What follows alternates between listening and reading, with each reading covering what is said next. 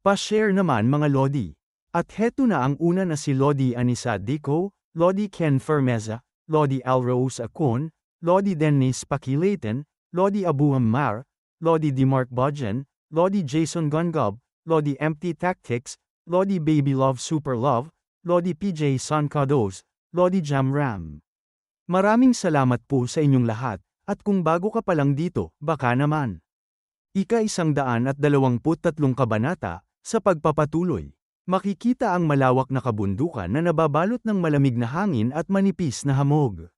Mula sa mataas na bahagi ng kabundukan ay matatanaw ang isang tahimik na kuweba na nakatago sa pagitan ng mga bato, ang lugar kung saan naninirahan ang lolo ni Chon Sozon. Sa loob ng kuweba ay makikita ang maglolo na tahimik na nakaupo sa ibabaw ng isang malaking bato na tila nagsisilbing kanilang upuan, habang sa gitna nila ay naroon ang isang maliit na lamesang yari sa kahoy kung saan maingat nilang nilalaro ang larong Go. Bahagyang itinaas ang tingin kay Chon Sozon, at sa kalmadong tinig ay sinabi niya, "Balisa ka ba nitong mga nakaraang araw?" Bahagyang napahinto si Chon Sozon bago niya ibinaba ang tingin sa mga Go. At sa mahinahon ngunit may halong pagtatanggol na tinig ay sumagot siya, "Mukha ba akong ganoon sa paningin mo?" Muling sinabi sa kanya ng kanyang lolo na iba ang kilos mo sa pamilyar mong gawi. Dahil ba ito kay Galzariang? Nanlaki naman ang mga mata nito sa kanyang narinig. At ilang sandali lamang ay napangiti si Chon Sozon ng tahimik. At muling nagsalita ito na noong una, akala ko ay isa lamang siyang matalinong tao sa ilalim ni Chon Hajan. Ngunit, lumabas na siya ay isang tao na may mas mataas na kalibre kaysa sa aking inaasahan. Sinabi naman sa kanya ng kanyang lolo habang tumitira sa Go, na kahit ganoon, siya ay isa lamang lumilipas na hangin. Isang dagsa ng alon, napatigas naman ang tingin sa kanya si Chon Sozon ng tahimik. Sinabi pa sa kanya ng kanyang lolo na hayaang umihip na lamang ang bagyo sa karagatan. Kung may tsunami mang dumating, haharangin ko ito para sa iyo. Dagdag pa nito ng seryoso na kaya naman, huwag mo nang sisirin ang dagat ng mag-isa. Bahagyang napahigpit ang labi ni Chon Sozon habang nananatili siyang tahimik sa harap ng kanyang lolo, at sa kanyang mukha ay unti-unting mababanaag ang lungkot na pilit niyang kinokontrol. Biglang napatingin sina Chon Sozon at ang kanyang lolo sa direksyon ng likuran ng matanda nang marinig nila ang mahinang ungol ng sakit mula sa isang lalaking nakahiga roon. Dahan-daang bumaba ang matanda mula sa malaking batong kanyang kinauupuan, maingat ngunit matatag ang bawat kilos. Samantala, tahimik lamang na pinagmamasdan ni Chon Sozon ang kanyang lolo. Lumapit ang matanda sa lalaking nakahiga sa gilid ng kuweba, na ngayon ay makikitang putlang-putla ang mukha, tuyot at bitak ang mga labi. At halos wala ng lakas ang katawan habang matamlay itong umuungol sa sakit na tila matagal nang nagpapahirap sa kanya. Tahimik na nakatingin ang matanda sa tabi nito at pinagmasdan sandali ang kalagayan ng lalaki bago nagsalita sa mababang ngunit kalmadong tinig, "Kamusta ang pakiramdam mo ngayon?" Sumagot ang lalaki sa mahina at halos walang buhay na tinig, habang ang kanyang maputlang mukha ay nananatiling matamlay at punong-puno ng pagod, "Hindi mabuti ang pakiramdam ko." Habang nakatingin ang matanda sa kanya ng mabuti, biglang nanigas ang katawan ng lalaki at mabilis na humawak sa kanyang ulo, na parabang may biglang sumabog na matinding sakit sa loob ng kanyang isipan. Kasabay nito ay isang sigaw ang pamunit sa katahimikan ng kuweba, "Ang sakit!" Mabilis na kumilos ang matanda at mula sa loob ng kanyang damit ay may marahan siyang kinuha at sa mahinang tinig, ngunit puno ng pag-aalala, sinabi ng matanda, "Pakiusap. Tiisin mo muna ng kaunti pa." Mabilis na binuksan ng matanda ang maliit na bote at maingat na ibinuhos ang laman nito sa bibig ng lalaki. Habang pilit niya itong pinapainom sa kabila ng panginginig at paghihirap nito. Tahimik lang na nakamasid si Chon Sozon sa buong pangyayari, hindi kumikibo habang pinagmamasdan ang bawat galaw ng kanyang lolo at ng lalaking nasa sahig. Patuloy na pinapainom ng matanda ang lalaki, maingat ngunit pilit, habang ang huli ay patuloy pa ring dumadaing at nanghihina sa sakit. Sa loob ng kuweba, ang bawat sandali ay tila humahaba, at ang mabigat na katahimikan ay mas lalo pang nagpapatingkad sa tensyon ng sitwasyon. Makikita ang mukha ng lalaki na unti-unting bumabagsak ang talukap ng kanyang mga mata, habang patuloy na tumutulo ang dilaw na likido sa gilid ng kanyang bunganga at nanginginig pa ang kanyang paghinga na tila pilit niyang kinakalaban ang pagkawala ng malay. Sa gitna ng paghihirap na yon, sa mahina ngunit pilit na tinig ay napasabi siya, "Sino ka?" Pagkasabi ng mga salitang yon, agad na bumigat ang talukap ng mga mata ng lalaki hanggang sa tuluyan itong pumikit. Habang nakatingin si Chon Sozon sa walang malay na lalaki, marahang nagsalita ang matanda, na bakas ang pag-aalala sa kanyang tinig, unti-unti nang nawawala ang bisa ng gamot. Agkaraan, sa mahinang boses na may halong pag-aalinlangan at pag-asa, sumagot si Chon Sozon, magiging maayos lang ba ang lahat? Tahimik na nagsalita ang matanda, habang patuloy na nakatuon ang kanyang pansin sa walang malay na lalaki. Kailangan natin siyang mapatiis sa kahit anong paraan. Nanatiling tahimik si Chon Sozon, nakatayo lamang at nakatingin sa kanyang lolo at sa lalaki.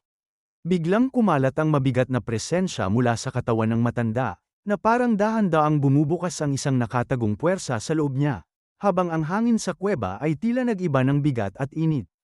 Sa kalmadong ngunit may diin na tinig, nagsalita siya, huwag kang maging makitid ang pananaw. Tingnan mo ang mas malawak na anggulo. Habang binibigkas niya yun, unti-unting nag-iba ang kanyang mga mata, nagkakaroon ng mapulang kinang na nagpapahiwatig ng mas malalim na enerhiyang hindi basta-basta nakikita, habang patuloy niyang idinagdag, basta't magtagumpay ang gawain ito, ang bagyong yun sa malayong karagatan ay magiging mistulang simoy lamang ng paypay. Mula sa likuran ng matanda ay makikita si Chon Sozon, na bahagyang nanigas sa kanyang kinatatayuan habang unti-unting nanlalaki ang kanyang mga mata sa gulat sa mga salitang kanyang narinig, at unti-unting lumipat ang eksena mula sa malamig at tahimik na kuweba patungo sa isang malawak at maringal na manor na nakatayo sa gitna ng kakahuyan. At ilang sandali pa, isang kabayo ang huminto sa harap ng manor, habang ang malamig na hangin ng gabi ay marahang umiihip sa paligid. Makikita ang isang kariton na nakakabit dito, na tila kagagaling lamang sa malayong paglalakbay. Sa tabi ng kariton ay makikita ang isang tao na abalang may binubuhat mula rito, maingat ngunit halatang mabigat ang kanyang dala.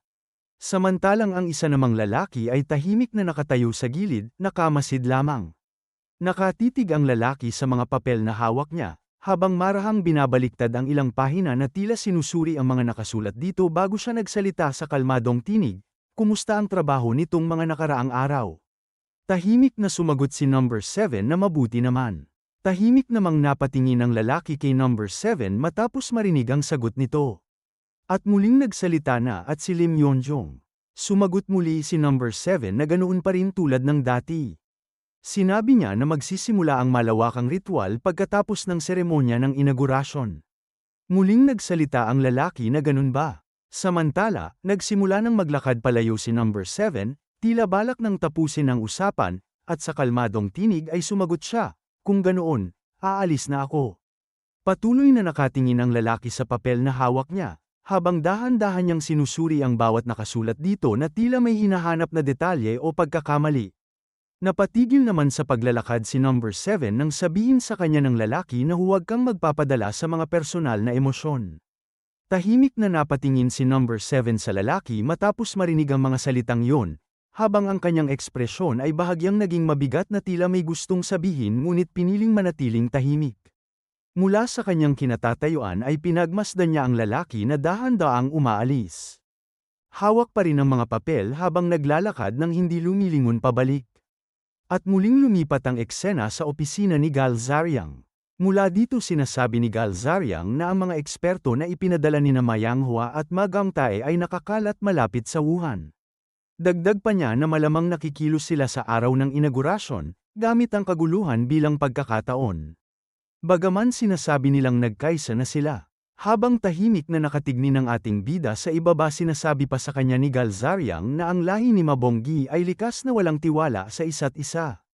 Tumingin sa kanya si Galzariang at sinabi sa kanya na kung papakinabangan natin ito, maaari natin silang itulak sa panloob na pag-aaway, at higit pa rito, baka mahanap pa natin ang taong nasa likod nila. Habang naiisip niya ito sinabi niya na si Chon Sozon ang tiyak na nasa likod nila. Sa huli, ang taong dapat nating alisin, ay ang mismong nasa likod ni Chon Sozon. Dagdag pa niya sa isip na dahil ang konspirasyong ito ay matagal nang isinasagawa, tiyak na mayroong isang tusong tao sa likod ni Chon Sozon. At nakapikit na sinabi ng ating bida na palagi mong itanim sa iyong isipan na may umiiral na ganoong uri ng tao. Sumagot naman si Galzariang na itatanda ko po yan. Muling sinabi sa kanya ng ating bida na at isa pang bagay. Ang pinuno ng alyansa ay nasa antas na kung saan naabot na niya ang realm ng 10,000 poison immunity. Napatingin naman sa kanya si Galzariang ng tahimik. Dagdag pa niya na kailangan din nating malaman kung paano nila nagawang patayin ang isang taong katulad niya. At napasabi sa kanyang isip na noong ako pa ang pinuno ng alyansa, immune na ako sa lahat ng lason tulad ngayon, subalit natalo pa rin ako. Ibig sabihin nito, mayroong hawak ang mga kaaway na kayang palm unit o lumusat sa 10,000 poison immunity. Tumalim ang kanyang tingin na sinabi pa niya sa isip na kailangan ko itong mahanap. Bahagyang napangiti si Galzariang at sinabi na tatandaan ko po yan. Napangiti naman ang ating bida na nakatingin sa kanya. At tinanong pa niya na nasaan sila ngayon. Sumagot si Galzariang na sa kasalukuyan, sina Ma Yanghua at Ma Gangtae ay mga panauhin ni Zhu Chuoyong, na nanunuluyan sa guest house ng Bright Moon Corps sa loob mismo ng inner court ng Merem Alliance. Napababa ng tingin ng ating bida na sinabi niya na nagtatago sila ng napakalalim sa loob. Habang nakatingin ang ating bida kay Galzariang, napababa ito ng tingin na sinasabi na tunay nga. Kaya naman plano ko silang akitin na lumabas. Napasabi naman ng ating bida na lalabas kaya sila? Tumingin sa kanya si Galzariang at sinabi na mayroong isang tao na pinagkakatiwalaan nila. May halong pagkamangha na napatingin ng ating bida kay Galzariang, habang unti-unting pinoproseso ng kanyang isipan ang bigat ng impormasyong kanyang narinig. At sa isang biglaang pagbabago ng eksena, na makikita ang ilaw sa gilid ng kulungan. Mula sa loob ng kulungan, unti-unting lumitaw sa liwanag ang anyo ng isang tao na nakaupo sa sahig. Ito pala ay si Sima Chon na tahimik lang na nakatingin sa ibaba. Biglang napatingin ito sa gilid ng may marinig na nagsasalita na kumusta ka na. At nang makita nito ang mukha ni Galzariang, agad na malakas na sumigaw si Sima Chon na sino ka? Anong karapatan mong gawin ito sa akin? Malakas pang sinigaw nito sa kanya na pinalano mo ito kasama ang master ng Law Enforcement Hall, hindi ba? Napalaki naman ng mata ang ating bida na napasabi sa isip na Sima Chon. Habang nakatingin si Galzariang dito sinabi niya na kumalma ka. Malakas na sinabi naman sa kanya ni Sima Chon na sa tingin mo ba kaya kung kumalma sa sitwasyong ito? Tumaas ang tingin ni Galzariang na at ngayon. Itatapon mo ba ang nag-iisa mong pagkakataon na makatakas sa lugar na ito dahil lang sa pagpapadala mo sa galit? Napatingin naman ng mariin sa kanya si Sima Chon. At lumapit sa kahoy na kulungan at pautal-yutal na sinabi kay Galzariang na makakaalis ako rito. Sumagot naman siya na ako pa rin ang Supreme Advisor ng Merem Alliance at ang posisyon ng Alliance Leader ay kasalukuyan pa ring bakante. Tumigas ang tingin ni Sima Chon sa kanyang narinig at nanginginig na boses na sinabi na ikaw ba, ang pumatay sa pinuno ng alyansa na si Ma Bonggi?